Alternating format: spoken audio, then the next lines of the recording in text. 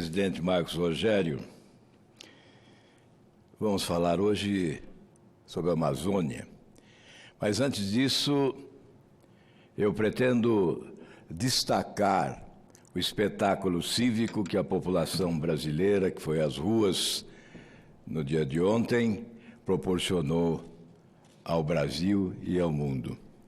Milhões de brasileiros escrevendo nas ruas do país o seu manifesto de protesto, de reivindicação e de exigência de mudança.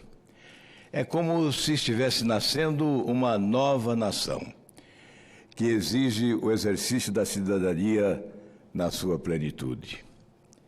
E os brasileiros é que ressuscitam a nossa esperança de que é possível, sim, mudar o país para melhor.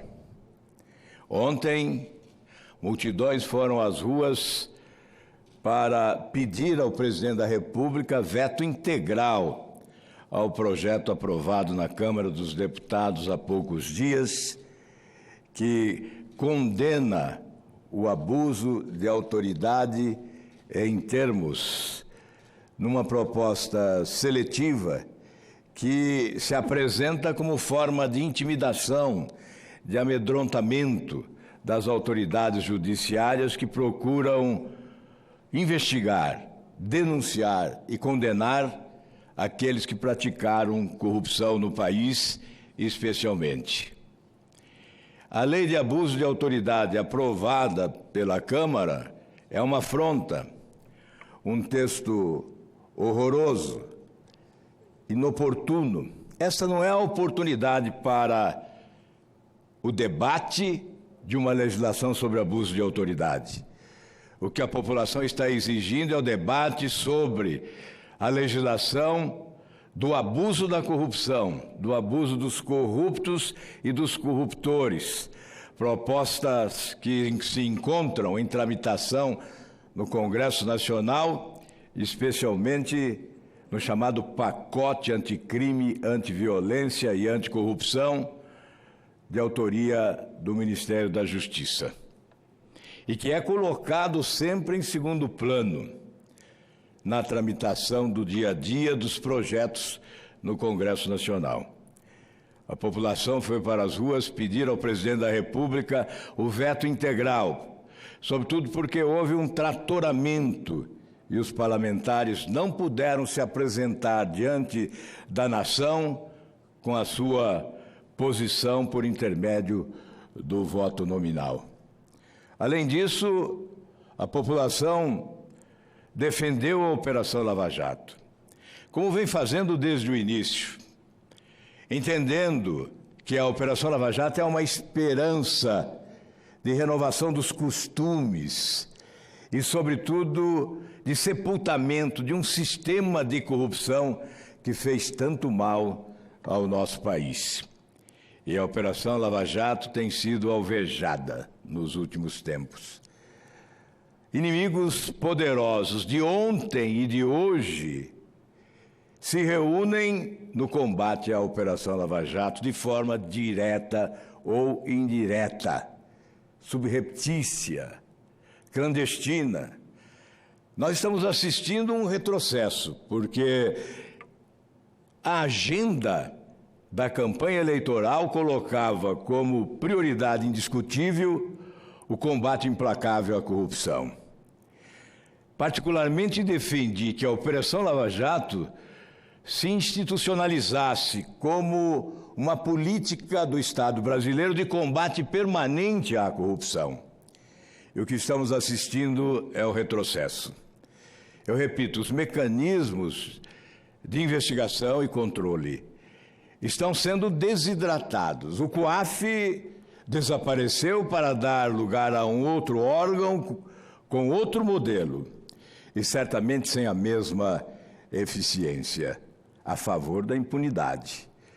A Receita Federal e seus auditores estão sendo também alvejados numa tentativa de subtrair prerrogativas fundamentais do trabalho que contribui notavelmente para o combate à corrupção no país.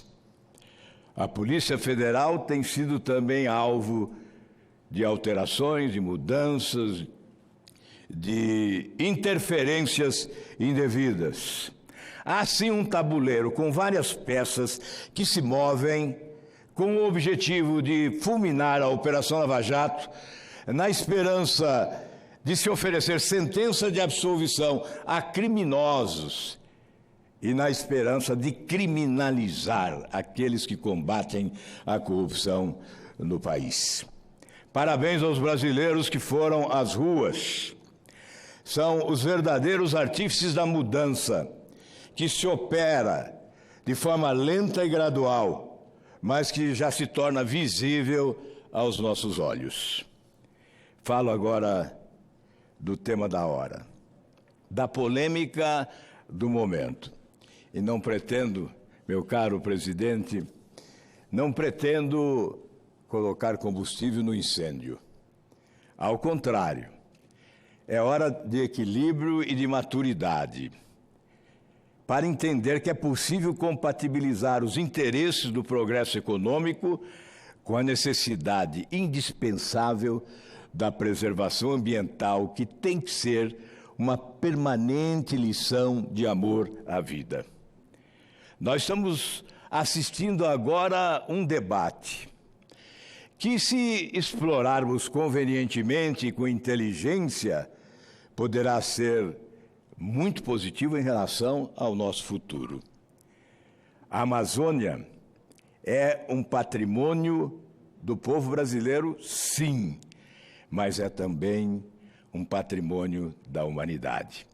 Como a terra é patrimônio individual, é propriedade individual, é propriedade do cidadão, é propriedade da família, é propriedade da empresa, circunstancialmente, porque definitivamente a terra é patrimônio da humanidade. E por isso devemos preservá-la, rica e fértil, para repassá-la às gerações futuras que dela arrancarão, como nós, a sua sobrevivência. Desta forma encaro a Amazônia. É patrimônio do povo brasileiro, mas é patrimônio da humanidade. A Amazônia é maior do que toda a Europa. São 5.200.000 quilômetros quadrados, correspondente a 61% do território brasileiro. A União Europeia toda tem aproximadamente 4.200.000, menor, portanto, que a Amazônia Legal. O estado do Amazonas, para citar um exemplo, na confrontação com a Alemanha, o estado do Amazonas,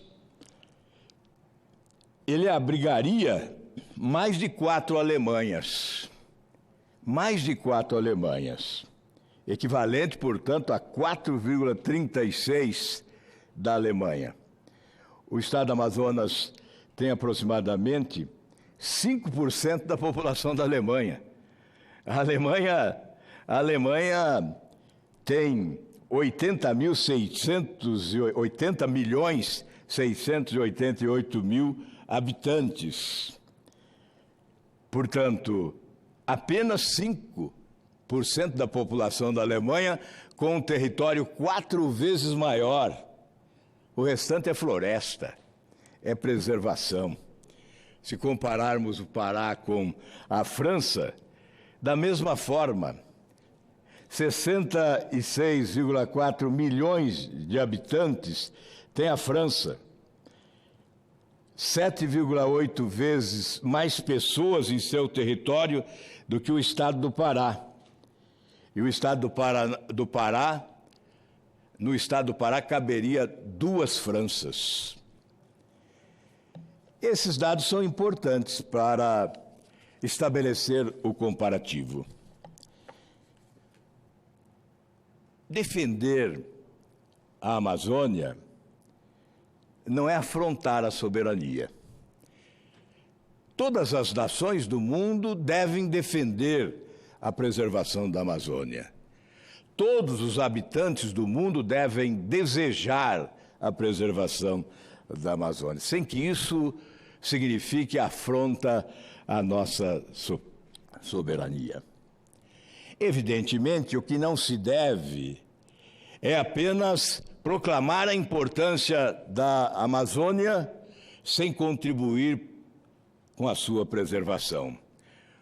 O mundo pode fazer apelos e nós os acolhemos, mas o mundo tem o dever de participar, contribuindo com recursos necessários para a sua preservação.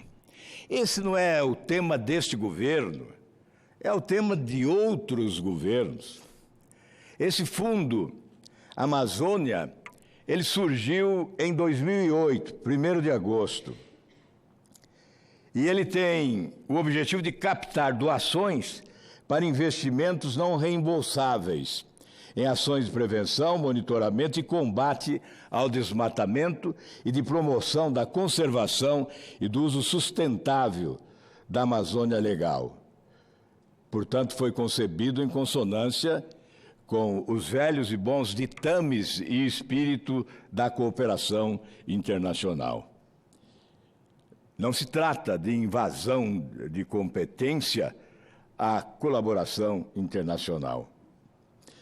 A decisão da Alemanha de congelar agora 155 milhões de reais para a proteção da floresta e da Noruega de suspender 133 milhões de reais, são, portanto, 285 milhões de reais que deixaram de ingressar nos cofres do Fundo Amazônia.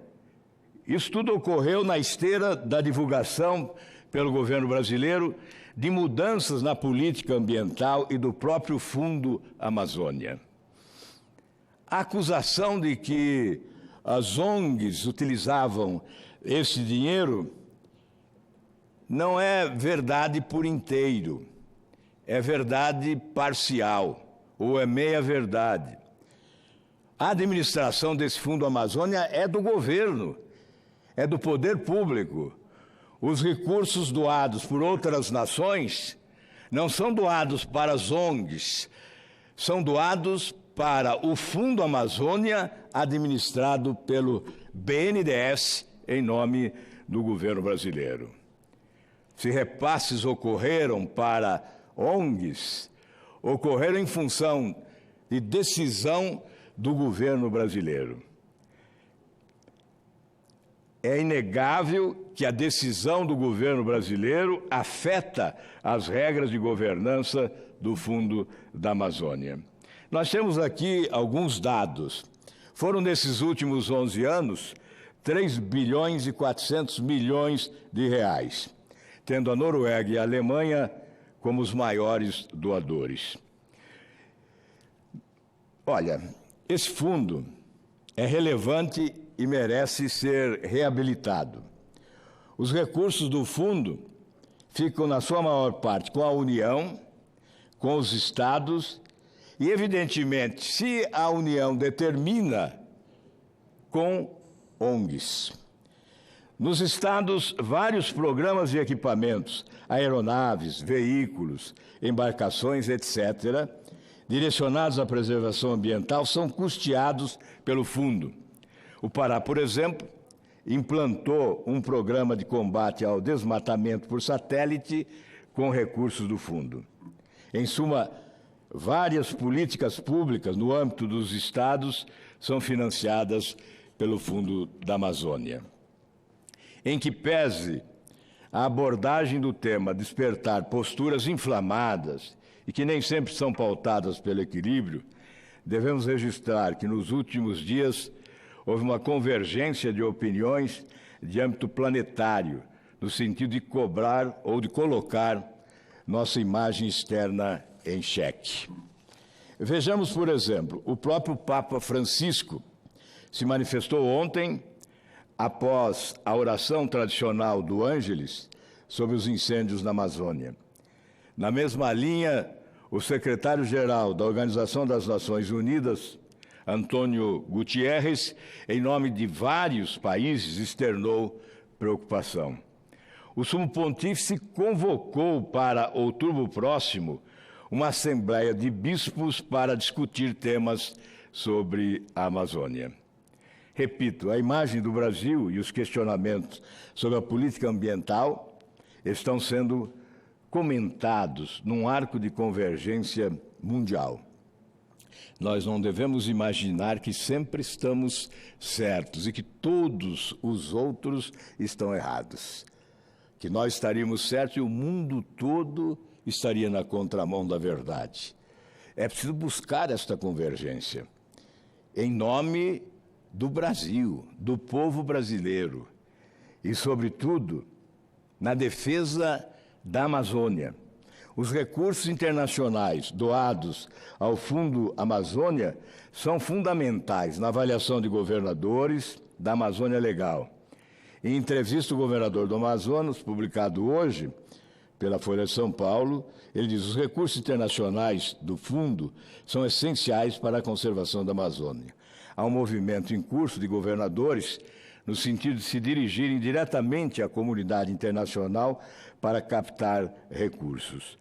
Não será com atitudes belicosas diante dos grandes doadores do fundo, seguramente que iremos construir algo saudável, diz o governador. A propósito, foi motivado por mudanças na política ambiental, notadamente nas regras de governança do fundo, que as doações internacionais foram interrompidas. Em nota, a Embaixada da Noruega, em Brasília, anunciou que o governo brasileiro dissolveu o Comitê Orientador do Fundo Amazônia e o Comitê Técnico do Fundo Amazônia via decreto, em junho deste ano. Portanto, dada a conjuntura atual, a Noruega não possui fundamento jurídico e técnico para realizar a contribuição anual do Fundo Amazônia planejada para este ano. Portanto, a decisão da Noruega não diz respeito a qualquer pronunciamento de qualquer brasileiro. Diz respeito a uma providência administrativa que inviabilizou juridicamente o repasse dos recursos da Noruega.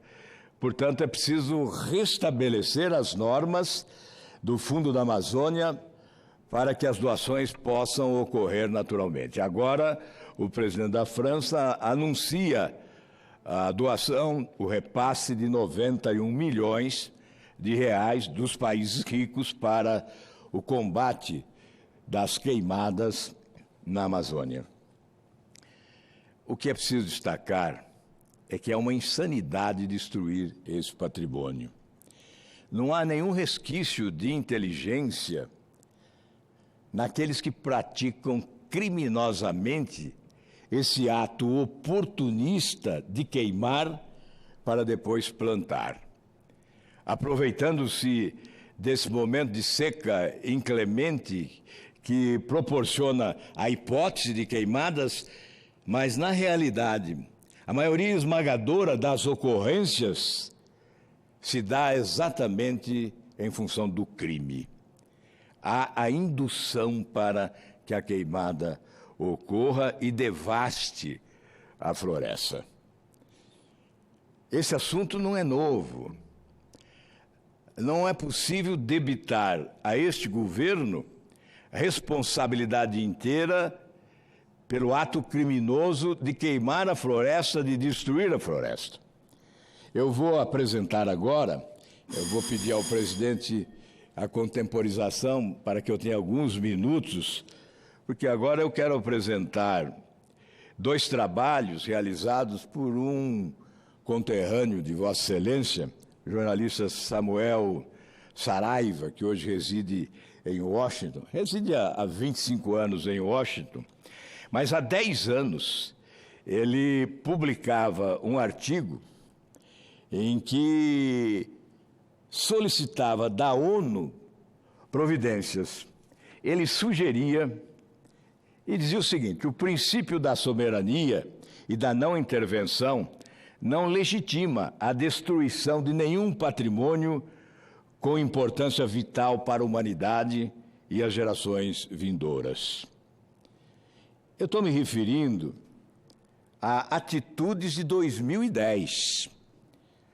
Portanto, o que nós estamos assistindo agora, esse espetáculo triste de ver imagens na televisão com áreas imensas da Amazônia devastadas pelo fogo, não é coisa nova, vem de longe. Em 2010, está aqui, Washington, dia 22/8/2010, a Amazônia em chamas demonstra a incapacidade do governo brasileiro em preservar um patrimônio de incalculável valor para o equilíbrio ambiental do planeta.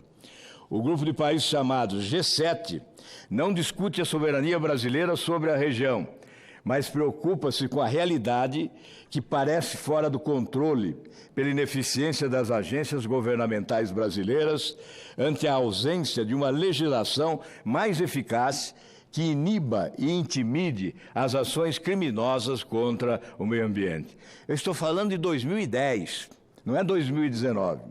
Não se pode entender a atuação política ambiental prestativa e competente no aprisionamento de quem tem um papagaio de estimação em casa, mas letárgica na identificação daqueles que incendeiam milhares de hectares da floresta.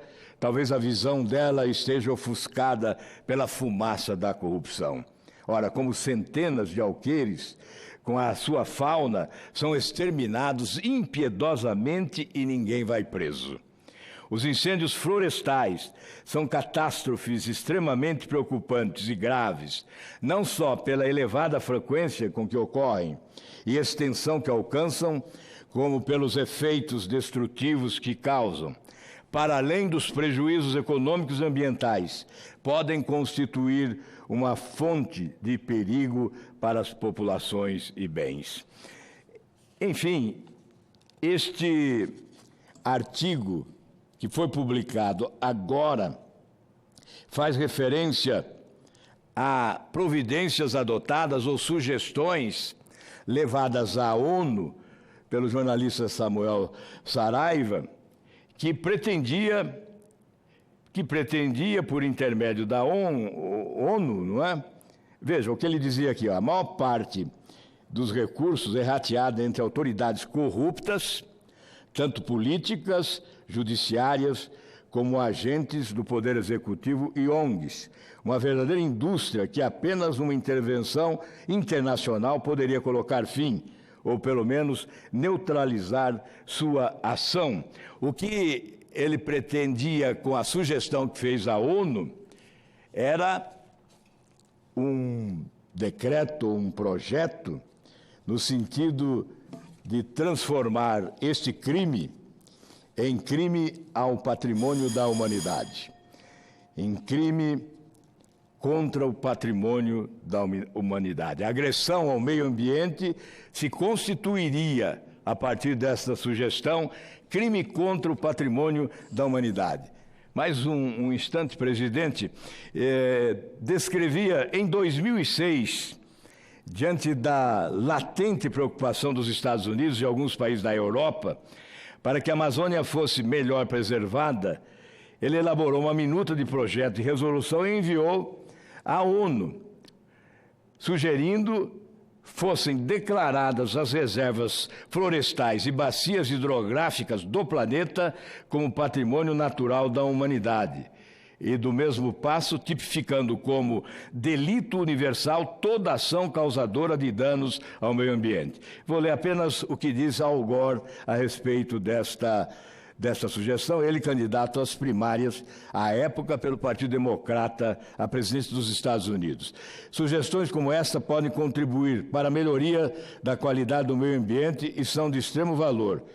E, por sua vez, o diretor executivo da Divisão de Leis e Convênios Ambientais da ONU, Steiner, manifestou apoio, afirmando: a proposta pode contribuir efetivamente para consolidar as ações voltadas para a preservação dos recursos naturais da Terra. Se a ONU tomba praças e edificações históricas como patrimônio da humanidade, por que não tombar o meio ambiente, muito importante por ser imprescindível à vida? Bem, é preciso apresentar sugestões. Eu creio que os proprietários de áreas preservadas, deveriam ser remunerados. Um sistema de royalties para premiar a preservação ambiental. Mas o tema fica para outra oportunidade. Quero agradecer o nosso presidente pela concessão do tempo e dizer a todo o Brasil, sem nenhuma paixão de natureza político-partidária, o que nós entendemos sobre essa matéria é que é possível, sim, compatibilizar os interesses do progresso econômico com a necessidade inadiável da preservação ambiental, com uma lição permanente de amor à vida. Muito obrigado, senhor presidente.